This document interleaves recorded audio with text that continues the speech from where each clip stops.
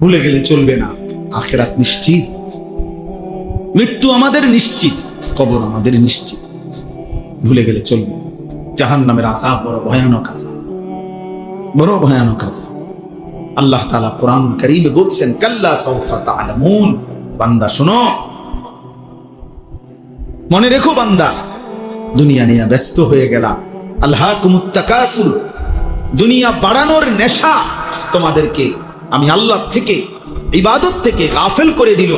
হাত্তা জুরতুমুল মাকাবির, মনে রেখো এরই মধ্যে একদিন তুমি পৌঁছে যাবে কবরস্থান। মনোযোগ দিলেও মরে যাইবা, অমনোযোগ হইলেও মরে যাইবা, সেজদা দিলেও মরে যাইবা, নাফরমানি করলেও মরে যাইবা।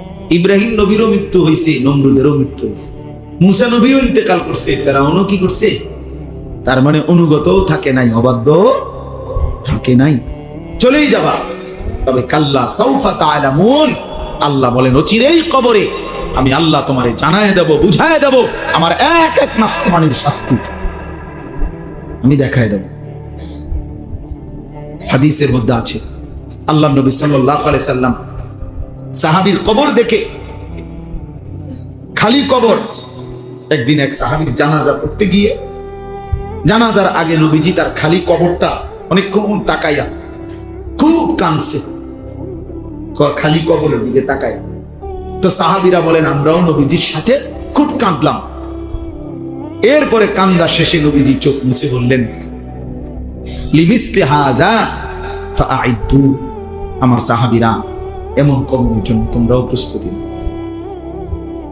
তোমরাও প্রস্তুতি নাও, আইদু, রেডি হও সাহাবারা, এই নিশ্চিত এই কবর তোর কাছে তোমার পৌঁছানোই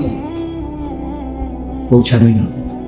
চলো জ্যান্ত মানুষ, হাসি খুশি মানুষটা পলকের মধ্যে নিস্তব্ধ হয়ে যায়। কি আশ্চর্য বিষয়। আমার মামি কিছুদিন আগে মারা গেছে, আমি মামি, বড় মামি আমার জানাজা পড়তে গেছে, তখন আমার মনে পড়ছে, হায় মামি, আপনি আমার ছোটবেলায় ছাত্র জীবনে আমি খুব সিমের বিচি খাইতে পছন্দ করতাম, সিমের দানা। আমার মামি তরকারি রাঁধলে, সিমের তরকারি রাঁধলে সিম এগুলো আলাদা নিয়ে বাটিতে আবার একটা একটা করে দানা খাইতো, খুললা দানাগুলো খুললা আমরা একসাথে মুঠ করে কত সময় মামি আমার এই সিমের দানা দিছে খাইতাম। তো সেই মানুষটা যাকে আমি চোখে দেখলাম এতদিন এতবার, সেই তিনি খবরে চলে গেছে, খবরে চলে গেছে। কি ব্যস্ততম জিন্দেগি ছিল, বড় সংসার ছিল, সব ছেড়ে চলে গেছে। এমনই তো। তাহলে মৃত্যু আমাদের জন্য নিশ্চিত, যে আমাদেরকে থামায় দেবে। এই হাসি, এই কান্না, আনন্দ, বেদনা, দুঃখ, পেরেশানি, এই ছেলেরা তোমাদের জওয়ানি থামায় দেবে। তোমরা জানো না কে দেখে তোমাগরে, তোমাগরে সমস্ত চুলের ফ্যাশন, কোনো ইবলিস ছাড়া, শয়তান ছাড়া কেউ দেখে না। অনেক ছেলে আসছো, গায়ের মধ্যে বোঝা যায় গেঞ্জি গায়ে, খেলোয়াড়ের গেঞ্জি, ক্রিকেটের গেঞ্জি, সদর বদর আর কি গায়ে দাও, কি পড়ো, কি মুসলমান, কি মা বাপ, কিচ্ছুর খবর না। মুসলমানের আখলাক জিজ্ঞাসা করেন, নামাজ পড়ছে কবে? এশার নামাজও পড়ে নাই, মাগরিবের নামাজও পড়ে নাই। এই নির্লজ্জ বেহায়া, এত বড় বেশরম কেমনে মসজিদে বলবো? তাহলে জিজ্ঞাসা কর যে তোর কলিজার মধ্যে একটা ভয় লাগলো না? আল্লাহর ঘরে কেমনে বসলি নাফরমান, সেজদা ছাড়া? তোর মা তোরে কোনোদিন নামাজের সবক দেয় না? বাবা তোমারে কোনোদিন নামাজের সবক দেয় নাই? এক মা বাপ সন্তানকে লালন পালন করছে, এই ছোটবেলায় এত আদর সোহাগ দিয়া বাচ্চাকে বড় করছে এক মা বাপ। 14 বছর 16 বছর বয়সে এই মা বাবা এই আশায় বড় করছে যে মোবাইল টিপবা, নারী দেখবা, ছবি দেখবা। হায় হায় জানোয়ার, এই জন্য তোর মা তোরে দুধ খাওয়ায় না। তুই মায়ের দুধের কলঙ্ক, মায়ের রক্তের কলঙ্ক।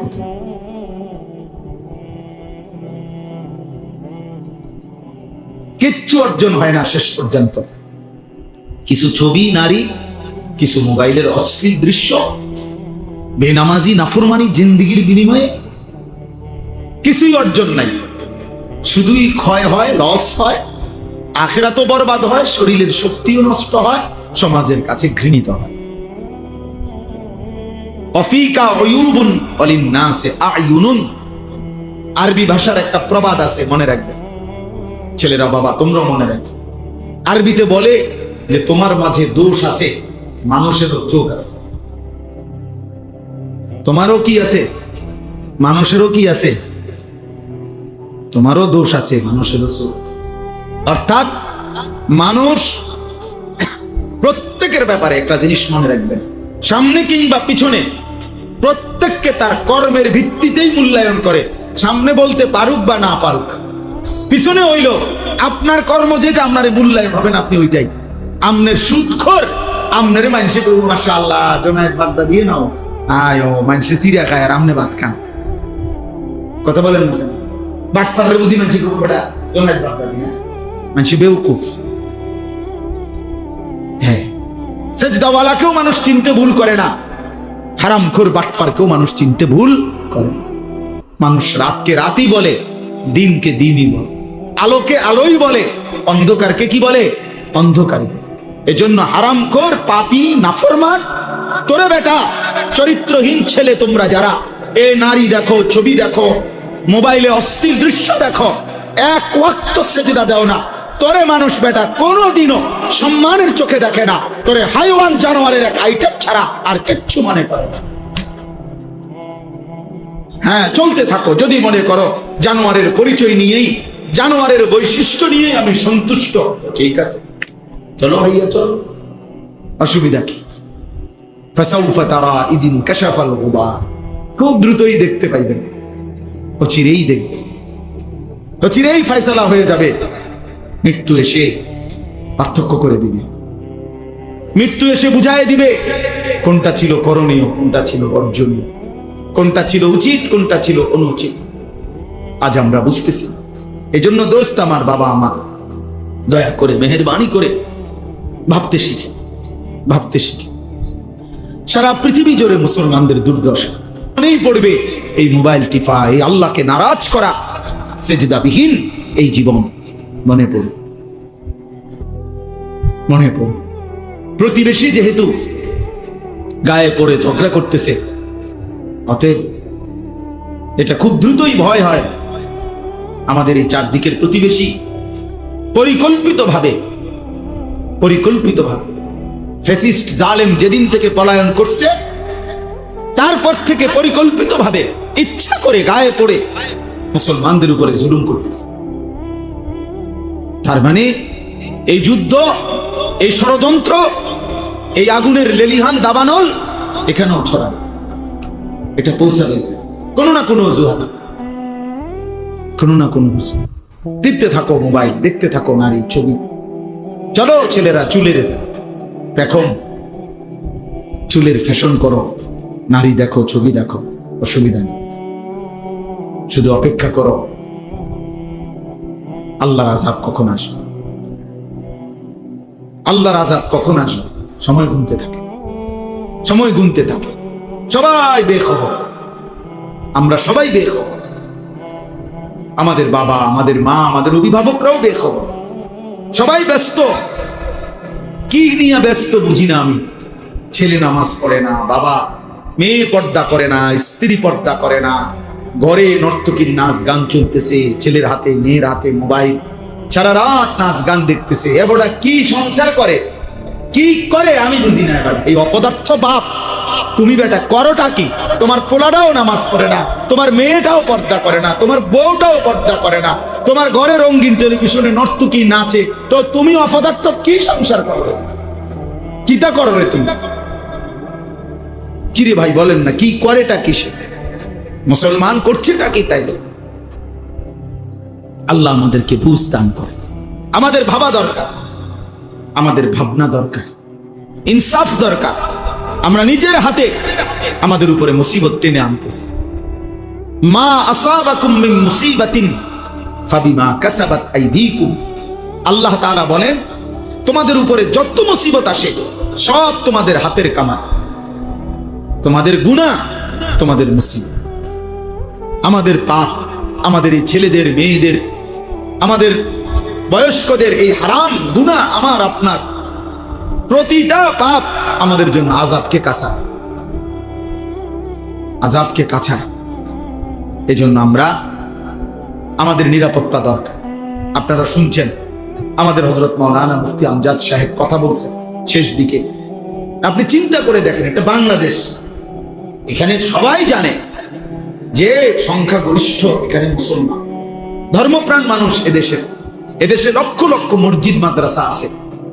এত কিছুর ভিতর দিয়া, এত আলেম ওলামার ভিতর দিয়া 5ই আগস্ট পরবর্তী, 24-এর পরবর্তী যে সময়ে আপনার ফ্যাসিস্টের কোনো অনুসারী ক্ষমতায় নাই, এরপরেও এই মহিলা নামের কতগুলো মুরতাদ, নারী নামের কতগুলো মুরতাদ বেঈমান সরকারের কাছে এই প্রস্তাবনা দিছে যে সরাসরি আল্লাহর কোরআনকে চেঞ্জ করা। এত বড় সাহস! বিষয়টা তো শুধু প্রতিবাদ না, এটা চিন্তা করার বিষয় যে মানে এই সময় এই সাহসটা হলো কেন? তাহলে এরা কত বড় নিকৃষ্ট, কত বড় জঘন্য, মানবতার কি পরিমাণ দুশ্মন। একটি সমাজের জন্য প্রস্তাব দিছে যে ছেলে মেয়ে বিবাহ ধর্মের বন্ধনে, বিবাহ বন্ধন ধর্মের ভিত্তিতে বিবাহ বন্ধনে আবদ্ধ হয়ে না হয়ে যদি নিজেদের ইচ্ছে মতো পছন্দ মতো তারা যদি একত্রে থাকতে চায়, রাষ্ট্র সমাজ কেউ বাধাগ্রস্ত করতে পারবে না। এই আইন, এটা আইন। তার মানে কি? ছেলে মেয়ে যেখানে মন চায় কুত্তার মতো শুইয়া লাইব, যার যেখানে মন চায়। এই সমাজ টিকবে তো? তাইলে যৌনকর্মী, বেশ্যা, পতিতা পৃথিবীর ইতিহাসে, মানবতার ইতিহাসে কোন জায়গায় একেবারে সামান্যতম মনুষ্যত্ব যার মধ্যে আছে, তারা এটা একটি জঘন্য অপরাধ, নারীর এই অসভ্যতা, কোন নারী দেহ বিক্রি করা, নাউজুবিল্লাহ। এই মুরতাদরা, এই নারী সংস্কার কমিশনের এই মুরতাদগুলো প্রকাশ্যে প্রস্তাবনা লিখছে যে এই যৌনকর্মী, বেশ্যা, পতিতাকে রাষ্ট্রীয়ভাবে শ্রমিক হিসাবে স্বীকৃতি দিতে হবে। এরা শ্রমিক, এরা ওয়ার্কার। আপনি চিন্তা করছেন এই সমাজ কোথায় গিয়ে পৌঁছে? অর্থাৎ ছেলেদেরকে, মেয়েদেরকে প্রকাশ্যে আমন্ত্রণ জানাইছে, তোমরা আরেকটু সবর করো, তোমাদের অবাধ জিনা ব্যভিচারের জন্য একদম প্রকাশ্য ব্যবস্থা করে দিচ্ছি, আরেকটু সবর করো, আরেকটু সবর করো। তাইলে ভেবে দেখেন, পিছনে বেঈমানের মদদ, কাফের মুশরিকদের মদদ ছাড়া তারা এটা করতে পারে? তাহলে আমরা কোথায় আছি? আমাদের এত মসজিদ, এত মাদ্রাসা, এত আজান, আমরা এত বিপুল পরিমাণ মুসলমানের সামনে দাঁড়াইয়া আল্লাহর কোরআনের বিরুদ্ধে এত বড় কথা বলতে পারা, এই সাহস এই বেঈমানরা কোথায় পাইল? বলেন। গত 2 দিন আমি উত্তরবঙ্গ ছিলাম, কুড়িগ্রাম, লালমনিরহাট, দিনাজপুর, গাইবান্ধা, 4 জেলা সফর করছি, বয়ান করছি। সেখানে নিজ চোখে দেখছি প্রকাশ্যে একেবারে খোলামেলা ওপেন আপনার খ্রিস্টানরা মুসলমানদেরকে খ্রিস্টান বানাচ্ছে। কসম আল্লাহ, একটি জেলায় সব মানুষগুলোকে অভাব, দারিদ্রতা, এই ভয় প্রলোভন দেখায় নির্দিষ্ট মাসিক ভাতা, বিভিন্ন ভাতা, টাকা পয়সা দিয়ে প্রকাশ্যে। আমি এমন একজন ব্যক্তির সাথে দেখা করছি, আর অনেকের সাথে 2 দিনে এই কাজেই গেছিলাম। এমন ব্যক্তিকে দেখছি, কসম বিশ্বাস করেন, আমি নিজে কথা বলছি ওই লোকের সাথে। এই লোক একটি মসজিদে ওইখানে 7 বছর জুমা পড়াইছে, জুম্মার খতিব, সে প্রকাশ্যে খ্রিস্টান। আল্লাহর কসম। কুড়িগ্রাম, ভাবতে পারেন তোমরা ছেলেরা, আমাদের মাতৃভূমি তো বেটা অরক্ষিত বেটা, কিসের উপরে তোমরা এই ফ্যাশন করতেছ? কিসের উপরে মোবাইল টিপতেছ? কে তোমা করে এত সুখ তুম করে কে দিল? এত নিরাপত্তা তোমা করে কে দিল? বাপের কয়দিনের বিদেশের টাকা, সংসারের কিছু টাকা পয়সাকে এইভাবে অনাদরে, অবহেলা, শেষ করে দিচ্ছে। এরা ভাবতেও আসে না যে কি পরিমাণ মুসিবত দেশের উপর আসছে। 8টা জেলা রংপুর বিভাগে একেবারে মাকড়সার জালের মতো খ্রিস্টান মিশনারিরা খ্রিস্টান বানাচ্ছে।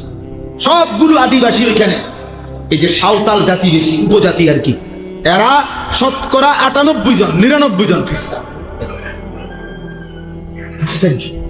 আপনি ভাবেন, আপনি গিয়ে দেখে আসেন, চলেন আমি দেখাই। ভাবতে পারেন কাদিয়ানি, প্রকাশ্যে কাদিয়ানি বানাচ্ছে।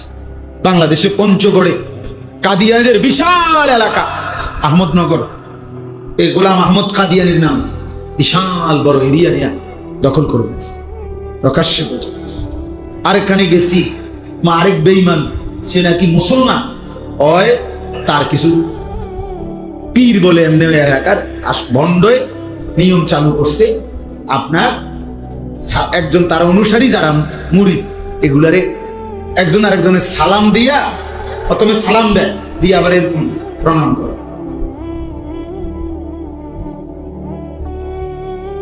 কি এটা কি?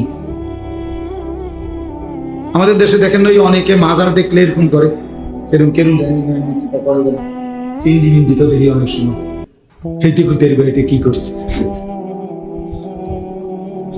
বুঝেন নাই কথা। কারে সম্মান করলা? কি বিল্ডিং এর সম্মান করলে এরকম, নাকি যিনি পিসায় বুজুর্গ কবরে আছে ওনারে সম্মান করলো? তো যদি ওনারে স্মরণ করে তো ওনার জন্য সূরা ফাতিহা না পড়লো কি? বুঝেন নাই কথা। কোন কবরবাসীকে স্মরণ করার নিয়ম কি? এরকম সুনা দেওয়ানিটা ডিকিটা আমরা সূরা ফাতিহা না পড়বো, দাঁড়ান তো থামান, অটো থামান, গাড়ি থামান, থামাইয়া সবাই কি করেন? সূরা ফাতিহা পড়েন, 3 বার কুল হুয়াল্লাহু আহাদ পড়েন, ঠিক না? কবর জিয়ারতের নিয়ম কি এগুলা নাকি বলেন না? তাহলে আপনার আমার যদি কবর বাবার কবর জিয়ারত নিয়ম এটা হয়, তো বিশ্বের বাবার কবর জিয়ারত আরেক নিয়ম হবে বলেন? এটা আরেক নিয়ম হবে কেন? আল্লাহ আমাদেরকে মাফ করে দেন। এজন্য আমাদের জন্য এটা জরুরি। আমি এই বাস্তবতাগুলো, আমাদের পার্বত্য চট্টগ্রাম অরক্ষিত, রাঙ্গামাটি, খাগড়াছড়ি, বান্দরবন, প্রতিনিয়ত খ্রিস্টানরা এটা দখলের পায়তারা আছে। এখানে হাজার হাজার মানুষ খ্রিস্টান। আমাদের সেন্ট মার্টিন, কক্সবাজারের ওখানে, সেটাও অরক্ষিত। এটা নিয়েও নানামুখী কি আছে, ষড়যন্ত্র। তো দেশটাই একদ্দুর, বুঝেন নাই কথা? এমনি আমরা জায়গা কদ্দুরে, পুরোটা বাংলাদেশ ওয়ার্ল্ড ম্যাপে বাংলাদেশের জন্য যে কদ্দুর আঁকছে, এই কদ্দুরের মধ্যে কোনো একসাথে বাংলাদেশ পুরোটা এখন যায় না, জায়গা নাই। এই আমার দেশ এমনিতেই অল্প একটু, সেখানে যদি এতদিকে দুশ্মন ষড়যন্ত্র করে চিনিয়ে নেওয়া থাকবে কি আর? প্রিয় ভাই আমার, ছেলেরা আমার, বাবা আমার, আল্লাহর দিকে ফেরা দরকার। এটাই রাত গভীরের কথা। আল্লাহর দিকে আমাদের ফেরা দরকার। আমাদের আল্লাহই আমাদের সমাধান।